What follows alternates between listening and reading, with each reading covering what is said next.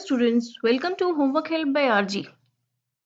Class 10th के analytical paragraph writing में full marks लाने के लिए टॉप 5 टिप्स आज की वीडियो में मैं आपको बताने वाली हूँ। ध्यान से सुने और हाँ, इस वीडियो को अपने फेवरेट्स में सेव कर लीजिए। एग्जाम से एक दिन पहले इसको जरूर देख कर जाना और ये सारे टिप्स याद रखना, तो फुल मार्क्स लेने से आपको कोई नहीं रोक पाएगा। चलिए, टिप नंबर 1 आपके लिए है पैराफ्रेजिंग। 2 लाइंस की लिखनी है। जैसे एनालिटिकल पैराग्राफ राइटिंग के लिए मैंने आपको बताया था, हम उस पूरे 100 to 120 वर्ड्स के पैराग्राफ को 3 पार्ट्स में लिखते हैं, इंट्रोडक्शन, बॉडी एंड कंक्लूजन। तो इंट्रोडक्शन में क्या लाइन लिखें? आपको कुछ भी नहीं आता, बिल्कुल सिंपल इंग्लिश भी नहीं लिखनी आती, तो भी क्वेश्चन में जो लाइन दी गई है उन्हीं को बस उठाकर लिखना है। पैराफ्रेजिंग कर दो, मैम उसमें कुछ भी नंबर नहीं काट पाएगी क्योंकि वो क्वेश्चन में ही दिया हुआ है। अगर आप नहीं जानते कि पैराफ्रेजिंग क्या होता है तो आई बटन पे क्लिक कीजिए।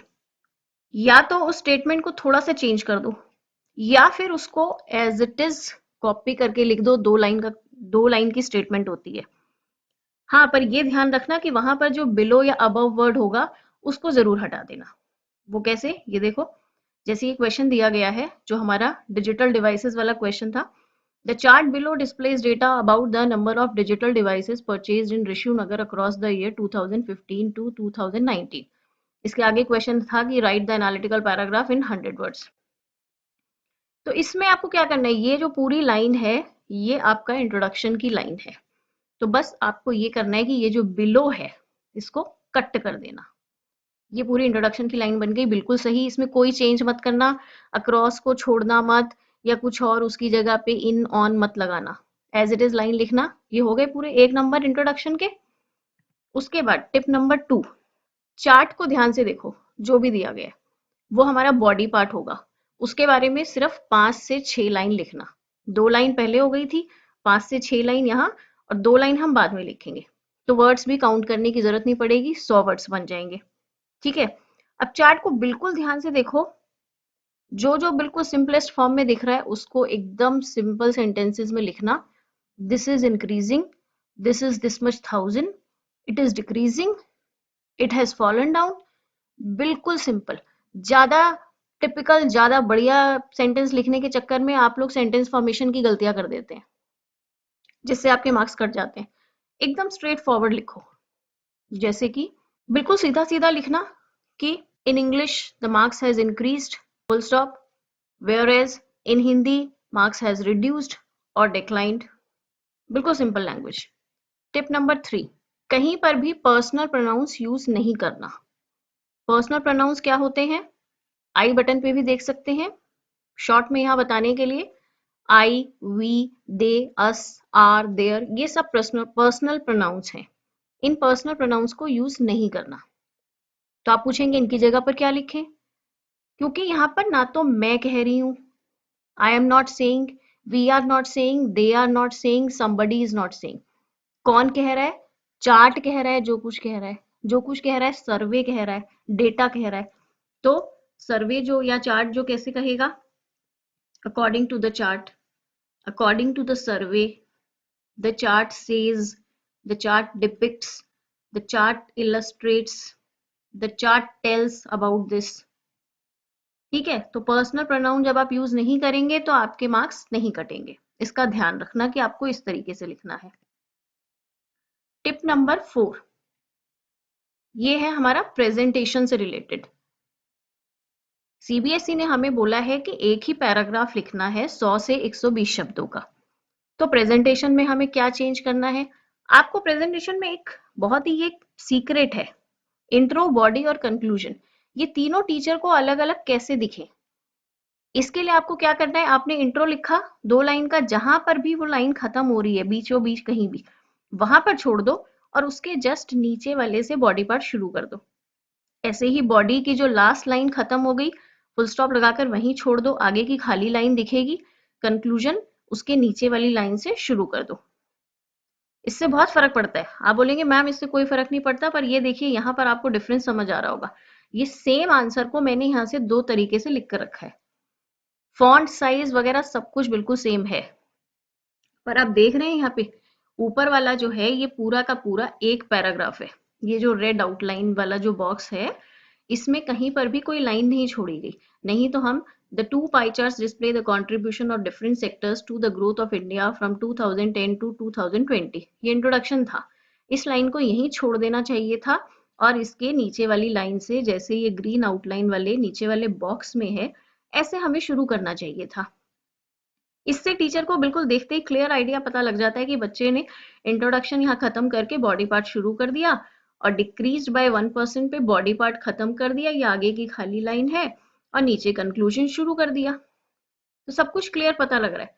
टीचर को देख के बड़ा अच्छा लगता है। टीचर को इतने हजारों पेपर चेक करने होते हैं।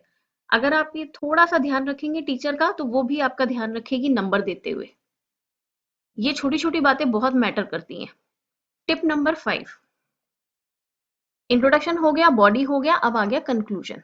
अब बहुत से बच्चे बड़े कंफ्यूज रहते हैं, मैम कंक्लूजन कैसे लिखें, क्या लिखें कंक्लूजन में।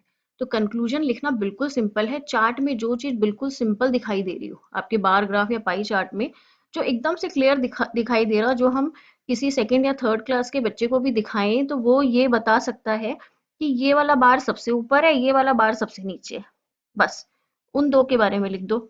ऐसे ही पाई चार्ट में जोन से वाले का पोर्शन सबसे ज्यादा है, उसके बारे में लिख दो कि मेजर पार्ट जो है वो इसी ने ले रखा है। बस 2 लाइंस लिखनी है कंक्लूजन की, उससे ज्यादा नहीं लिखना। जैसे हमने जो पिछले कुछ क्वेश्चंस किए हैं उनसे मैं आपको बताती हूँ। अगर आप essayshop.com पर जाएंगे, आई बटन में लिंक है, तो आपको टर्मिनल एग्जाम वाला क्वेश्चन दिखेगा, जहां पर बच्चों के 2 टर्म्स के एग्जाम्स के मार्क्स दिए गए थे। तो यहाँ देखते ही आप लोगों को पता लग रहा है कि सबसे पहले तो कि मैथ्स में जो है मार्क्स बहुत अच्छे हैं। एक चीज इसको हमने जब हमने ध्यान से देखा तो हमें ये पता लग गया कि सब में जो है ग्रे वाला ऊपर है और ब्लैक वाला नीचे है, सिर्फ एक हिंदी को छोड़ के। याद आया आपको कि इसमें सबके मार्क्स में इंप्रूवमेंट थी, फर्स्ट टर्म से सेकंड टर्म में, केवल हिंदी में जो था उसमें सेकंड टर्म में डिक्रीज हुए थे मार्क्स। तो कंक्लूजन सिर्फ 2 लाइन का एक सिंपल सा बना दो कि marks in all the subjects have been satisfactory, there is a scope for improvement in Hindi. Just हो गया बस। तो पता लग गया कि कंक्लूजन क्या है। नहीं समझ में आया? एक और एग्जांपल लेते हैं।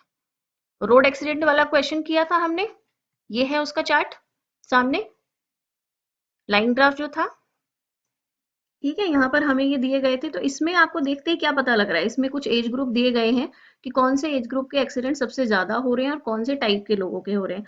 तो ये जो ऊपर है लाइट कलर का ग्रे वाली लाइन, ये है पेडेस्ट्रियंस की। तो यहाँ देखते ही आपको पता लग गया कि सबसे ज्यादा कौन लोग मर रहे हैं। नंबर ऑफ पर्सन स्किल्ड जो हैं सबसे ज्यादा इस वाले ग्राफ में है 800, और 16 से 25 उम्र तक के बच्चों के हैं। तो बस कंक्लूजन आपको मिल गया कि सबसे ज्यादा मरने वाले लोग जो हैं वो पेडेस्ट्रियंस हैं और वो 16 से 25 साल की उम्र के हैं। तो ये इसमें कंक्लूजन में लिख दो, pedestrians are more prone to deaths in road accidents and that too within the age of 16 to 25। ये कंक्लूजन हो गया।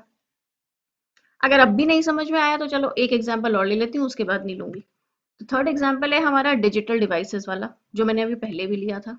ये आ गया इसका बार ग्राफ।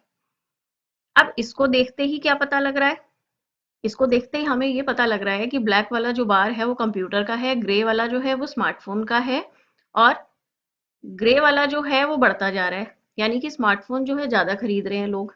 तो इसमें हमें क्या पता लगा कि लोग कंप्यूटर की बजाय स्मार्टफोन को ज्यादा पसंद करते हैं। तो ये कंक्लूजन में लिख दो, people prefer smartphones over computers. जहां के भी लोग थे, people of Rishunagar prefer smartphones over computers in their choice of digital devices. That's it, हो गया कंक्लूजन भी।